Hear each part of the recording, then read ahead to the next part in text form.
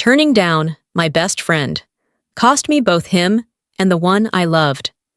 My best friend confessed his feelings to me, but I rejected him because I already had a crush on someone else. In response, he became hostile, spitefully speaking ill of both me and the guy I liked. Unable to bear the criticism, the boy I liked abandoned me. Ever since we were kids, Jake and I had been inseparable. We met in elementary school, bonding over our mutual dislike for the cafeteria's mystery meat, and from there, a friendship blossomed that seemed unbreakable. We shared secrets, homework answers, and countless inside jokes. As we entered high school, our worlds grew larger, but our bond remained solid. Or so I thought. Jake was the kind of friend everyone wished they had.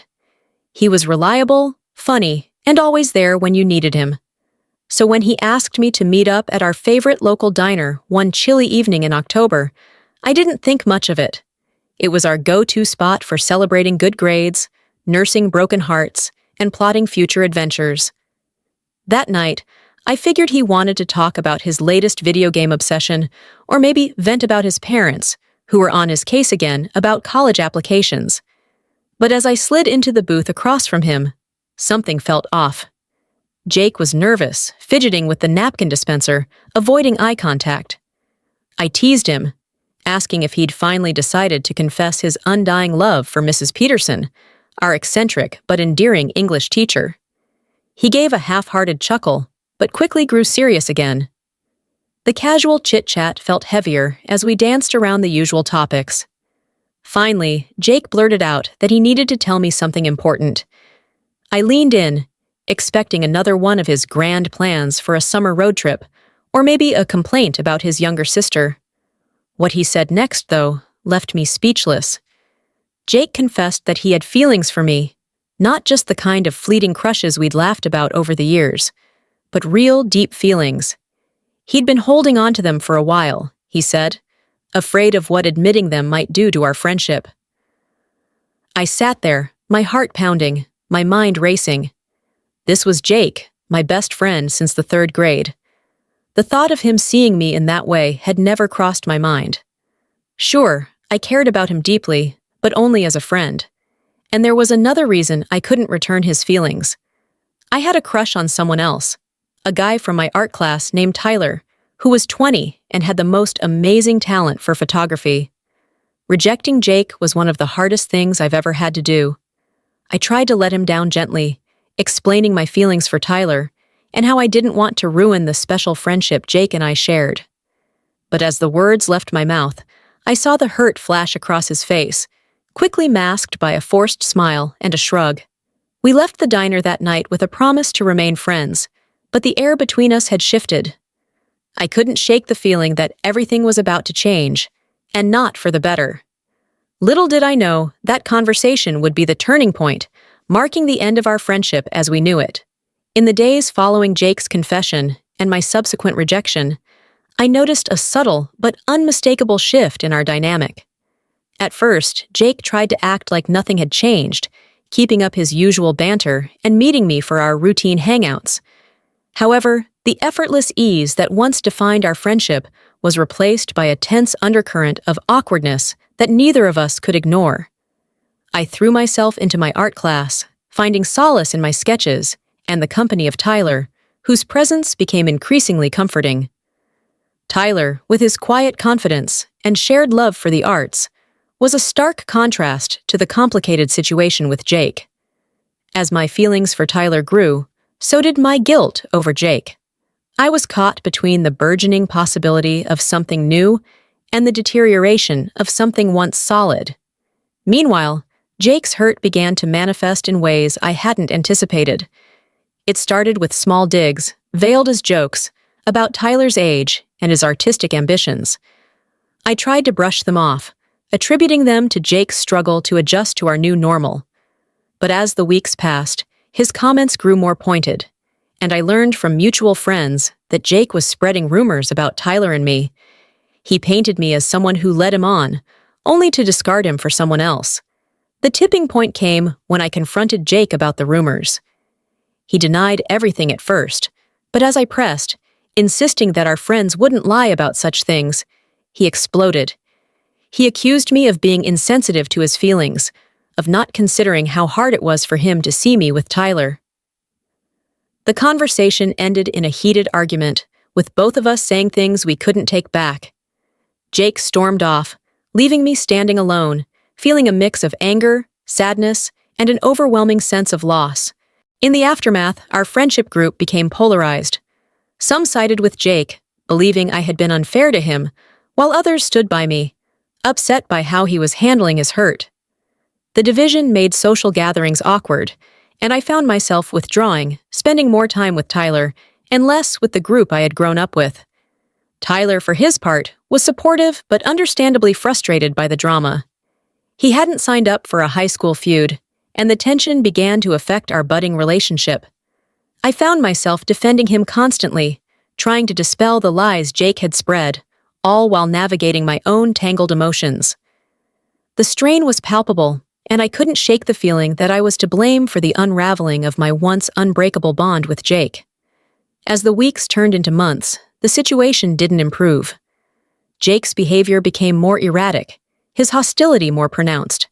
Attempts at reconciliation fell flat, with Jake shutting down any effort I made to mend our friendship.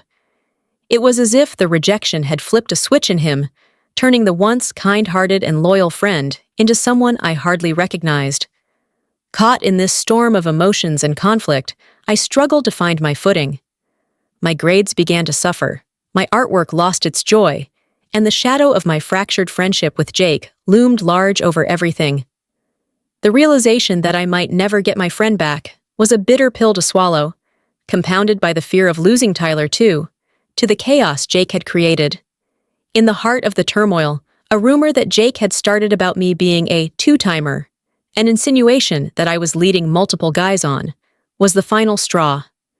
The phrase, so juvenile yet laden with judgment, spread through our circle with surprising speed, tainting the image I had worked so hard to maintain as someone straightforward and sincere. Confronting Jake about this particular rumor was harder than anything I'd faced before. The air between us crackled with tension as I approached him, my heart hammering against my ribcage, anger and hurt battling for dominance. The accusation was not just a blow to my reputation.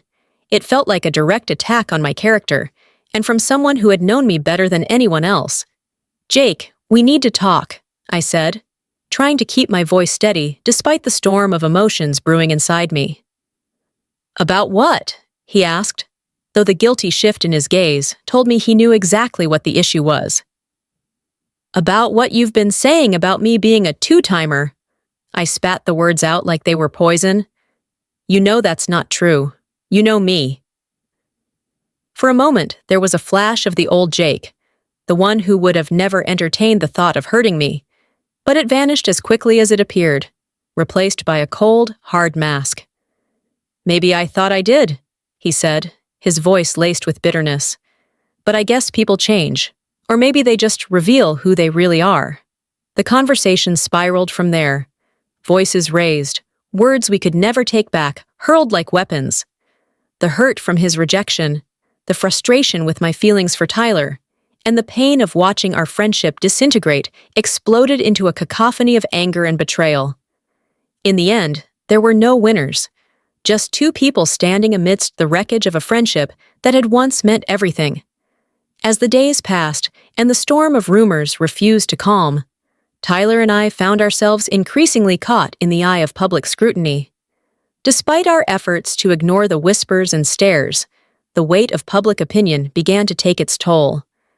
Tyler, who had always moved through life with a certain ease, found himself ill-equipped to handle the constant barrage of judgment and speculation. One evening, as we sat in the dim light of my small studio apartment, surrounded by my latest artworks, the tension that had been building between us finally reached its breaking point. Tyler, his usually calm demeanor frayed at the edges, voiced the fear and frustration that had been brewing in silence. "I can't do this anymore," he said, his voice barely above a whisper, but carrying the weight of a final verdict. "It's not just about us anymore. It's about this circus around us. I thought I could handle it, but I can't. I tried to reach out to him, to bridge the gap that had suddenly yawned wide open between us, but my words felt hollow even to my own ears. The rumors, Jake's spiteful campaign, had poisoned what was pure and beautiful between us, turning it into something fraught and fragile. "It's not true, any of it. You know me, Tyler. You know who I am," I pleaded, desperation threading through my voice. But doubt, once planted, is a difficult thing to eradicate. Tyler looked at me, and in his eyes, I saw the struggle, the desire to believe battling the weariness of constant defense. "I know," he said, and in those two words was a world of sorrow. But knowing isn't enough. It's like we're fighting ghosts, your past, the rumors, the looks. I'm tired, and I just can't. With that, he stood up, and with every step he took away from me, the future I had envisioned with him crumbled into dust. I watched him leave, a part of me screaming to run after him, to fight for us, but another part, exhausted and resigned, held me back. In the aftermath of Tyler's departure, I found myself adrift. The art that had once been my refuge now echoed the emptiness I felt inside. The canvases remained blank, mirroring the void where inspiration used to flourish. I had lost Jake, my best friend, because of a truth I had stood by, and now I had lost Tyler, the one I loved, to lies I had no control over. The journey from that point was slow and solitary. I learned to find solace in the silence, to appreciate the solitude that allowed me to reflect and heal. My art evolved, no longer just an escape, but a way to process and express the myriad emotions that the ordeal had stirred within me. As the final chapter of this turbulent period of my life came to a close, I found myself alone, grappling with a pain so profound it threatened to consume me entirely. Tyler's departure had left a void in my life that seemed insurmountable, a constant reminder of the cost of truth and the destructive power of rumors.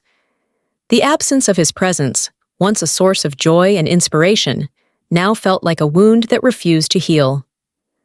The studio apartment, once filled with laughter and the promise of shared dreams, echoed with the silence of loss. My art, a reflection of my inner turmoil, became darker, the strokes on the canvas more frantic, as if trying to exorcise the demons of betrayal and abandonment. In the depths of my despair, I reached out, seeking solace in the shared wisdom of others who had navigated the treacherous waters of heartbreak and emerged on the other side. I poured my heart out on forums, in letters to unseen friends, and in late-night conversations with anyone who would listen. The question that burned within me was simple yet profound. How do you move forward when the past clings to you like a shadow? And so, I stand at the crossroads of my own making, drowning in a pain that is both a burden and a teacher. I reach out to you, to anyone who has felt the sting of betrayal, the ache of lost love, and the weight of a world turned upside down. How did you find your way back to the surface? How did you learn to breathe again, to find joy in the sunrise, to see beauty in the broken? Finally, I want to extend my sincerest thanks to all of you who have taken the time to share your stories. Please continue to journey with us, share your experiences, and together, let's create memorable moments.